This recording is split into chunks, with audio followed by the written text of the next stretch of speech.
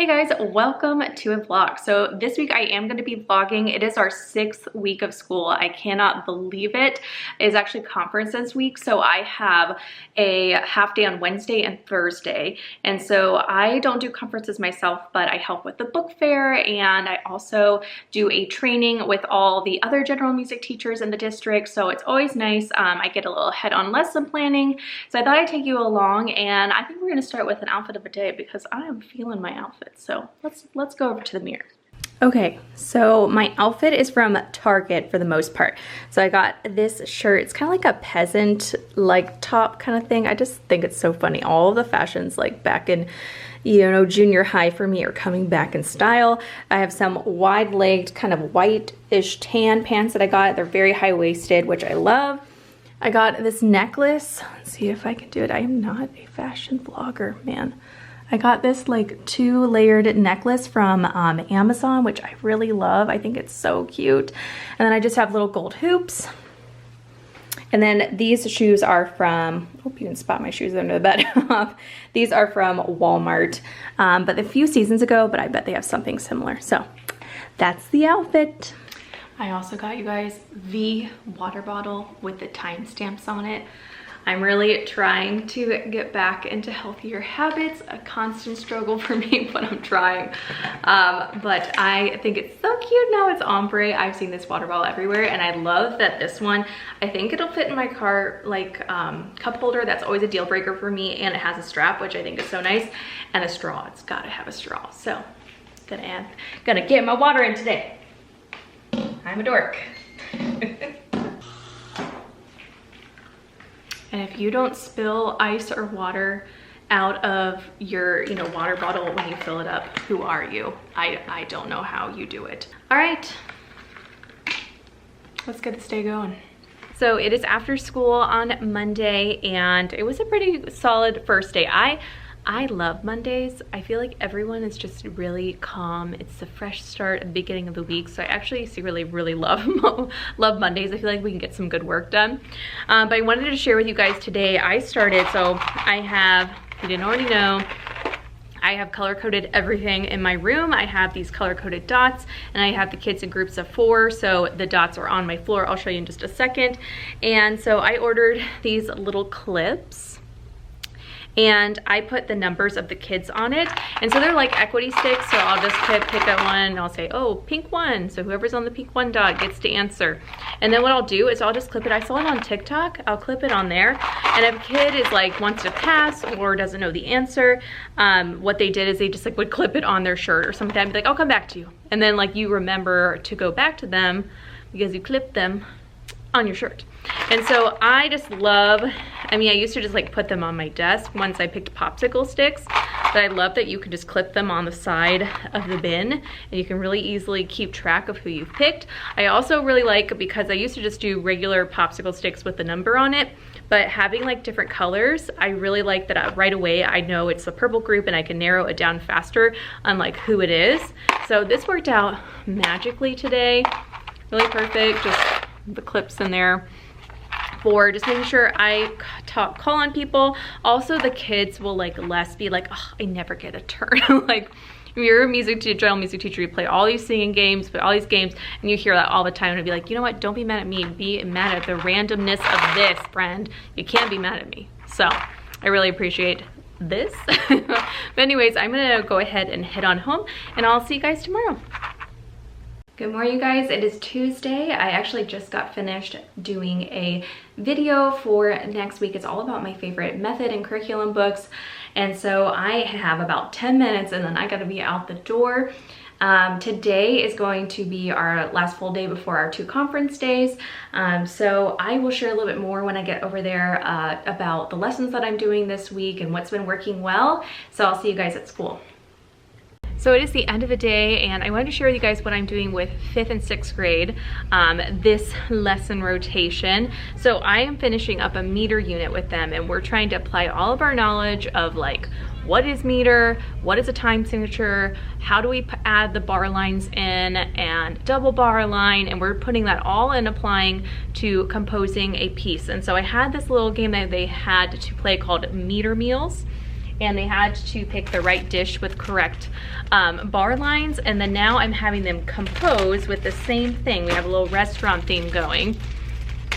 And so they're gonna get cards that look like this, and they have like pizza, soup, bread, there's bread again, just did rest an open plate, ice cream, we got bread, so on and so forth. And then they're gonna pick their time signature. So 2-4, 3-4, oop, I just dropped one, or 4-4. So what they're doing is they're creating their own composition using these. So they're gonna pick their time signature, and then they have to make a 2-measure piece. And then they use their popsicle sticks as the bar line. So they're making that on the floor. And then after they're done with that, so I first of all went, like, we made one as a group, as a class, and then I had them split into groups, and they all had to pick the same time signature, but then they had to compose their own 2 measures. And so once they were done and they had that set out, then I had them transfer it to their paper, because next music they're going to put all of their group's compositions together, and then they're going to play it on instruments, and they're going to pick the instrumentation that goes with it. So in here they put the time signature, and they're just writing out the rhythm with hopefully the double bar line at the end, and the bar line's in the correct spots. I was double checking some of them, and again, this is kind of like the above and beyond. This is trying to apply it all, and you have to have knowledge of note values to have the correct bar lines. You have to be able to, you know, write that on a piece of music, and just writing music in general is tricky. So this is a big application, and they're doing pretty well. I was looking through it, and I did have to write in some some, you know, mistakes and fix a few things, but we're doing pretty good. And again, I'm telling myself this is the above and beyond. They're applying a lot of skills in order to do this composition. So next music, what they're gonna do is they're gonna take their 4 pieces of paper and stack them. They're gonna decide which order they want to play them in, and then they're gonna pick instruments, and then they're going to figure out like which line plays what instrument. Do they want 2 people to play on one line? So they're gonna pretty much pick the instrumentation and the order of their composition, and then they're gonna perform it for the class, and that's gonna be their final project for meter. So I'm headed home, you guys, and I'll fill you in on what I'm doing with K through 3 tomorrow. We have our half day, but the after school program is in my classroom during conferences. So we'll see how much time I have in my classroom by myself tomorrow. That's always an adventure, but they're always really respectful and do a good job managing the kids. But yeah, so I'll see you guys tomorrow.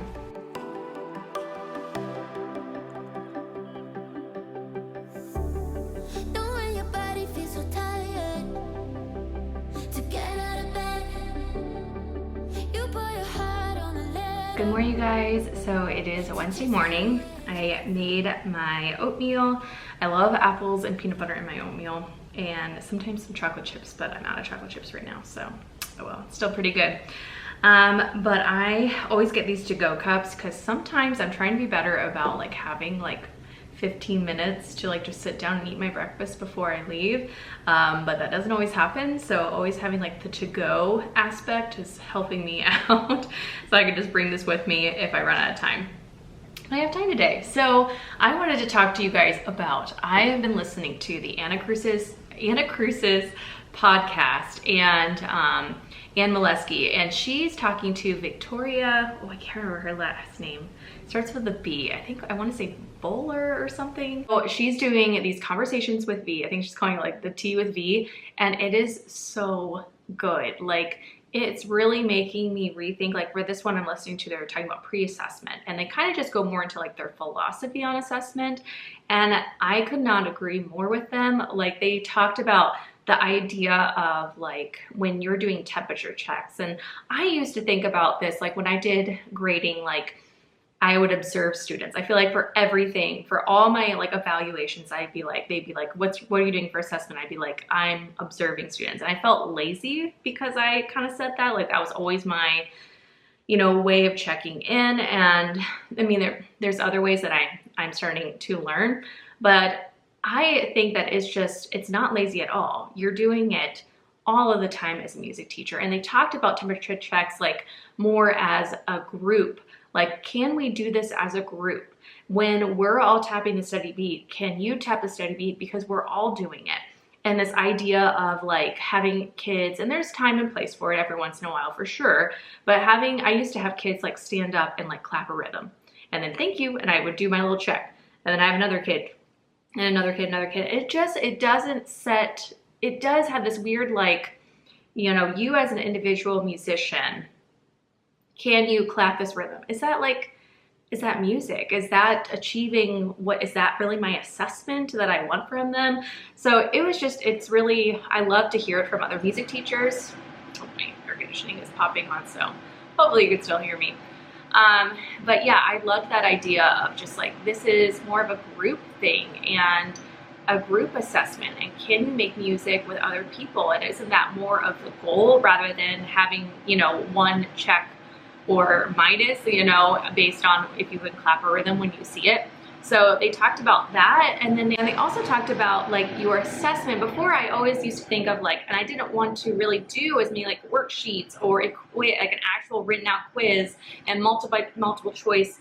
The assessment is more like of the applying, of doing it. Like, I'm doing a meter unit right now, and I thought about having like an assessment where they, you know, will answer questions. And I was like, but is that really what I want from them? You know, do I want them to understand meter so much that they can answer all these vocabulary questions? Or do I want them to understand it in the context of, this is how music works, and when you're playing a piece of music, you think of it as 4 beats per measure, or, you know, something like that. So I'm doing a composing thing, and I think it's been more rewarding for them, and it has been really challenging. Like I said yesterday, like, it's a lot of concepts, it's a lot of applying what they've learned, and it's messy. And I was getting down on myself. I was like, I did not prepare them well for this. Like, they have to have so much knowledge to do it. But at the same time, I was like, you know what?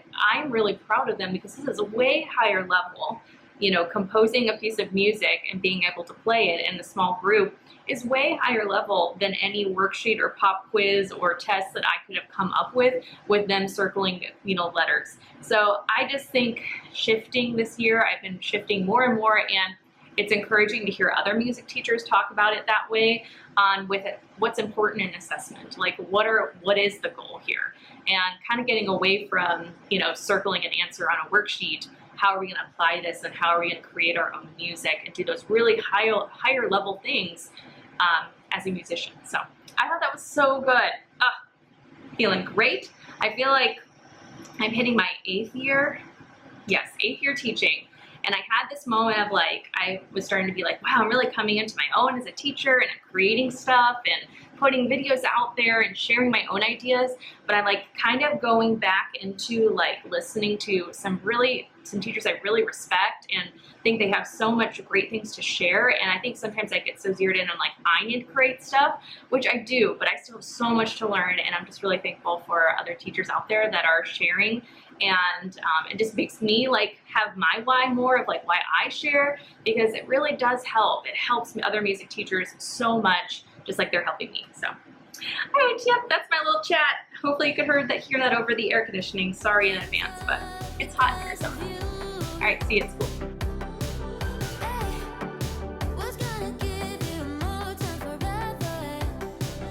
Hey guys, so I think the last clip that I have was all the way back from Thursday. It proved to be a lot trickier to film during those conference days because I did have the after school program in my room, and then Friday just didn't happen, as sometimes you get to the Friday and all you can do is just get through the Friday to the weekend. So I am just gonna finish up this vlog today. I feel like I still have quite a lot of content, so I won't do too much today, but just want to talk you through. I missed telling you what I'm doing with kindergarten through 3rd grade, kind of what's working well right now.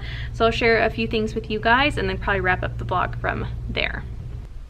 So something that's working really well for 2nd grade and 3rd grade is doing this song called Going to Kentucky.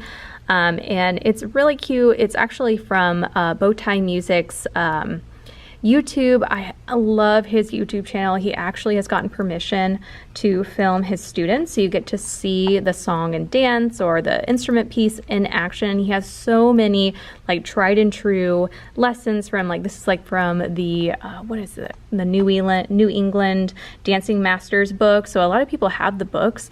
He has a lot of stuff from Mallet Madness. So he shows how it actually works out with his students, and it's just so incredibly helpful. You can learn something so much faster. And then at the end, he has the lyrics. So this is a play party. It's super cute. I'll show you guys the motions in just a moment, but definitely check out his YouTube channel. So the song goes, I was going to Kentucky, I was going to the fair to see the senoritas with flowers in their hair. Oh, shake it, baby, shake it all you can. Shake it like a milkshake and drink it from a can. Oh, roundy-doo-bop, 1, 2, roundy-doo-bop, 1, 2, and turn around until you make a stop. And again, you can see in this video the kids doing it. And so it's a little play party. They're in a circle, one person's in the middle, and by the end they do their little motions, they sing the song, and then at the end they go like this, and wherever they stop they point at the next kid, and the kid gets to come in the middle and do it. And it's just super simple, very cute. I've just been trying to make a better habit this year of just doing really just fun songs. I feel like I just have not instilled that love of singing in my students by the time they're older. And so I'm really trying to work on that, where we're just playing fun things just to sing and dance, and just for, you know, just to do it because it instills that love for singing and dancing too. And hopefully it'll continue on where I don't have as much pushback in the older grade levels. So that one has just been a hit. They were just smiling. I had so many kids that were like, oh, that was so much fun. And so really good one. Finally, I'm going to share something with I Am Doing with Kindergarten. We are doing our 4 voices right now. So we're talking about our speaking voice, our whisper voice, our singing voice, and our shouting voice. And if you haven't already, this is a tried and true lesson from David Rao. He has a Facebook Live on this, how he uses, so if you recognize these puppets, you know what I'm talking about. But he uses puppets to introduce each one. And so Robert is the first one, or Peter. And he is a bunny that loves his speaking voice, and so he'll talk to the kids about their speaking voice. He'll share, you know, like a little few facts about how he's a bunny. He has like a little poem that he says. Again, I will let you watch David Rao because he does it so well. And then he's like, okay, and then they have this little poem. They say the speaking voice is the best. It's better than all the rest, right? And then he's like, okay, bye. And so then the next music, we come out and I say, oh, this is Flutter. And Flutter loves her whisper voice. Oh, hello, boys and girls. So I'm here to tell you about your whisper voice. You use your voice, and we talk about when do you use it. And again, she has a little poem. Whisper voice is the best. It's better than all the rest. And then there is a Snowy, the owl, and she loves her singing voice. And so he has a few things. And then also a Grizzly Bear that loves his shouting voice. And it always hooks them. I do one puppet a day, and then we kind of bring it all together that last music in the unit where we talk about all 4 of them together and play. There's I just again adopted Quaver as a curriculum, and I saw they have a pretty good 4 voices lesson, so I'll probably do that one for that last one. So over 5 lessons. First one will be speaking voice, second will be whisper voice, third will be singing voice, and fourth will be shouting voice, and then finally that Quaver lesson with the 4 voices, bringing it all together at the end. So that's going to be my little Kinder 4 voices unit, and it's just so cute. They do a really good job with it, and it always hooks them. Sometimes I can get them a little rowdy but every time before I'm like, hey, you guys, are we playing pretend? Is this really Mrs. Powell? And they're like, yeah. Okay, so we know that. Everyone knows that. So no one needs to say, because usually I always have some kid that's like, it's you, I know it's you, and they just like can't get over it. They're like, this is not real, it's you, Mrs. Powell. So instead of having them interrupt, I just set it up where I'm like, we know this is me, right? We know I'm talking, but you know what, we're just gonna pretend and we're gonna have some fun. So everyone just, we all know that. So that's one thing, one little tidbit, I don't know. But you, again, it kind of ruins the magic. So you can see what your kids react to. But mine, they can't get past it. They have to be like, you're not tricking us. And I'm like, okay, I'm not trying to trick you. We're just playing pretend. Like, let's keep going. So that is it for the vlog, you guys. Thank you so much for tuning in. If you made it to the end, thank you. You are the real MVP. And I will see you in the next video. Bye, guys.